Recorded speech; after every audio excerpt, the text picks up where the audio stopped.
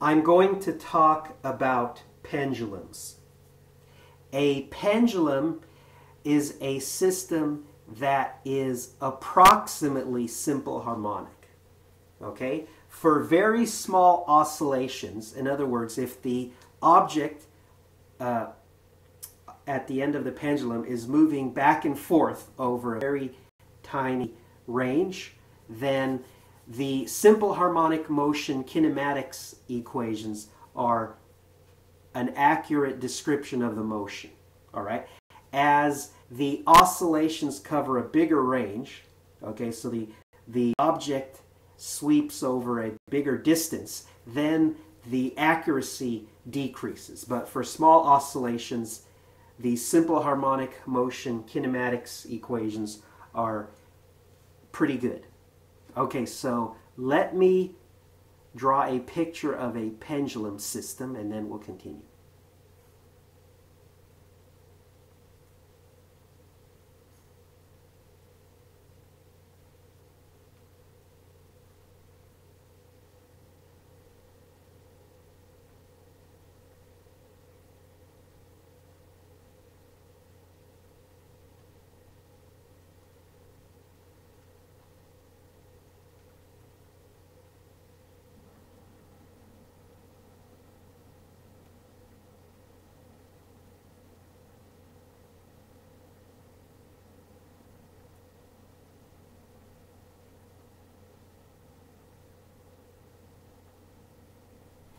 Okay, so I've drawn a pendulum system.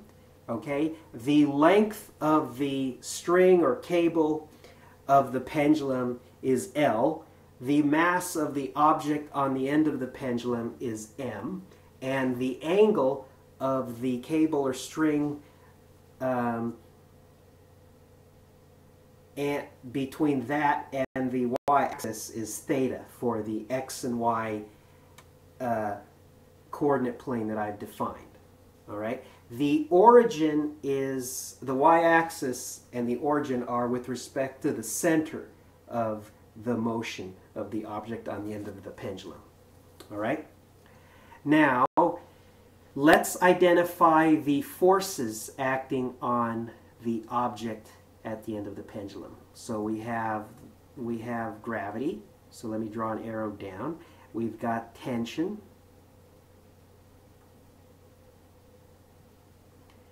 Okay, and we know that gravity is equal to mass times the gravitational acceleration constant, and the tension, we don't know what that is, but I'll refer to it as T.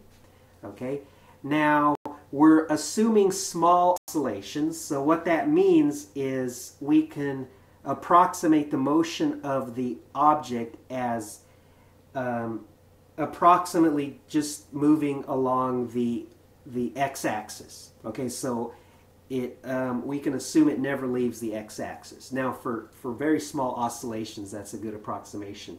For big oscillations, not so much. Okay, so for such small oscillations, the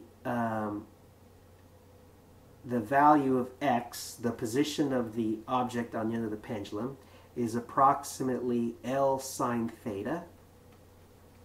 Okay? Convince yourself that that is true. Okay? You can see that there is a right triangle in the picture, and so use that to see that x is approximately L sine theta. Now, if the object is really just moving horizontally, then that means that there's no net vertical force. So the upward force, T cosine theta, has to be balanced by the weight, by mg.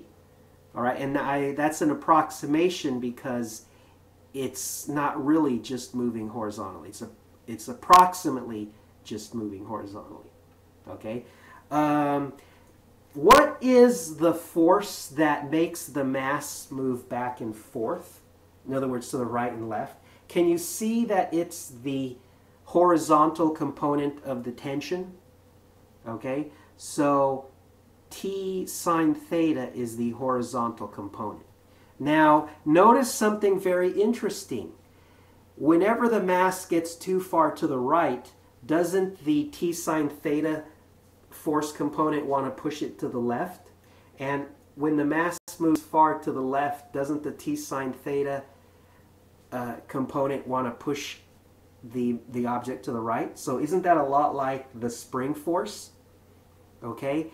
In fact, minus t sine theta is analogous to the spring force. So I'll put it in quotes because there isn't really a spring there, but mathematically or conceptually, that's a lot like the spring force. Okay, now I want to make an approximation to everything that I've written there.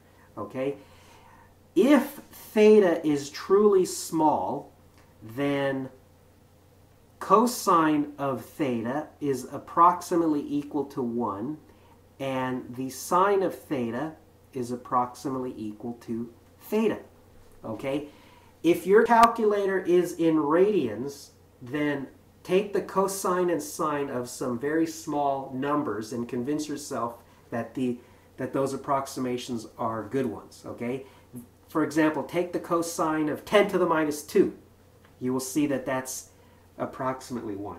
What about the sine of 0.0123? I'll bet you that the sine of 0.0123 radians is approximately 0.0123. Okay, check that to convince yourself that indeed that's true. All right, so using those approximations, we can replace what we have, the approximate equations, with even simpler approximate equations. So x is approximately L theta, okay? In other words, theta is approximately x over L, right? The tension is approximately mg, and that spring force analog, that minus t sine theta, that's approximately minus t theta. Okay? Let's keep playing with this minus t theta. So we just said that theta was approximately x over L, so that's approximately minus t x over L, right? But t is approximately mg, so we can say that that is about equal to minus mg over Lx. Okay? Now, if you weren't convinced before that minus t sine theta was a lot like the spring force, I hope that now you can be convinced. What does the formula for the spring force look like? Isn't it equal to minus kx? Isn't it minus the negative of some positive constant times the variable x? Isn't that exactly what we have here? Okay, so can you see that a pendulum essentially acts like a spring where the k, quote unquote, of the pendulum, okay, is equal to mg over L, approximately? I say approximately because all this is approximately true for small oscillations. All right. Furthermore, remember, for simple harmonic motion, we defined omega equal to the square root of k over m. Okay? So for the pendulum system, what does k quote unquote over m equal? Can you see that that's equal to g over L? So what I called omega in my video on the simple harmonic motion kinematics equations, for the pendulum, it would correspond to g over L. Okay?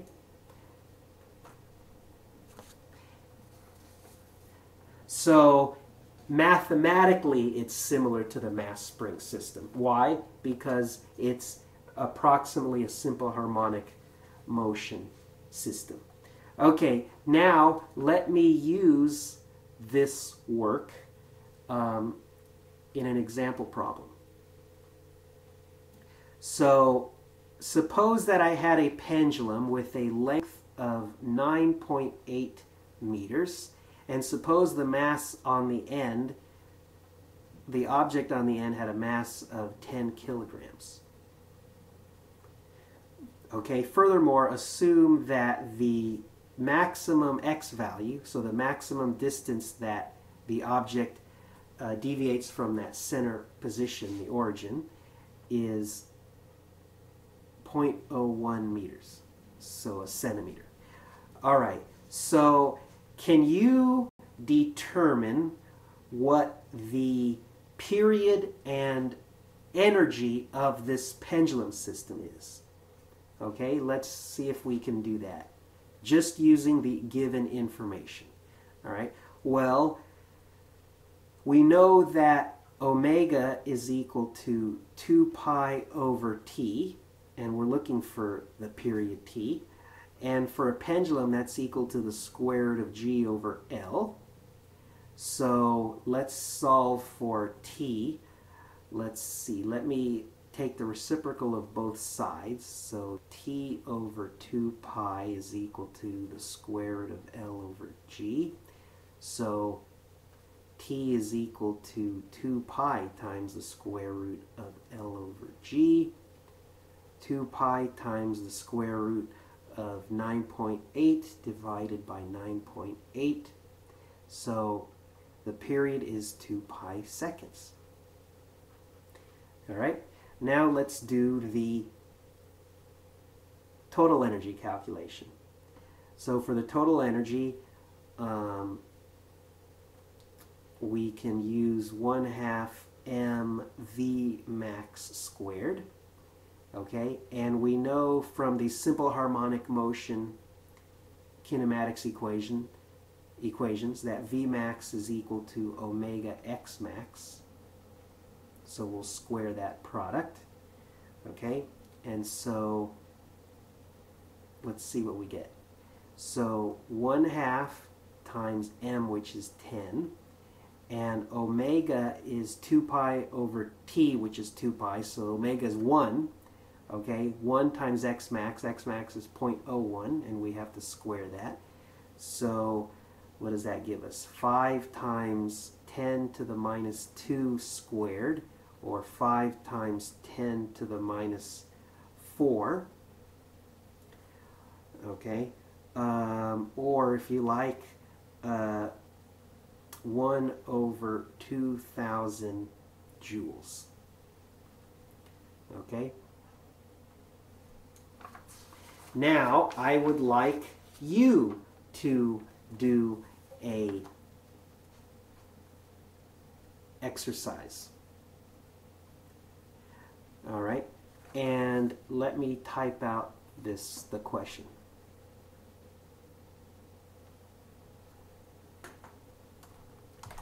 What length pendulum undergoing small oscillations will have a period of 1 second? All right, that might actually be useful. Imagine that you are stranded on a deserted island. Well, maybe that's probably not going to happen anytime soon, but just go with me on this one. And suppose you wanted to know how much a second was.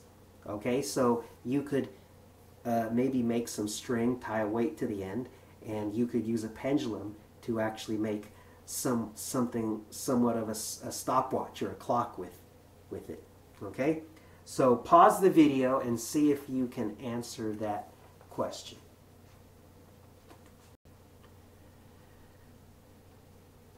All right, I'll go ahead and work it out myself also. Okay, so we know that omega is equal to the square root of g over L for a pendulum, but it's also equal to 2 pi over the period. So let's use that to solve for L. So G over L is equal to 4 pi squared over T squared. Okay, I squared both sides. So let me cross multiply. 4 pi squared L equals GT squared. So L is GT squared divided by 4 pi squared. So T we said has to be 1. So 9.8 divided by 4 pi squared. And plugging that into a calculator, you'll see that that's about a 1/4 meter. Okay, so you can actually test this out yourself if you like. Get a piece of string and tie a weight to the end of it, could be anything, and make sure that the distance from the axis of rotation to the center of mass of the object on the end is a 1/4 meter, and then the period should be 1 second. Now remember that the period is not the time to go from one end to the other of the range of motion. It has to go all the way to the other side and then all the way back.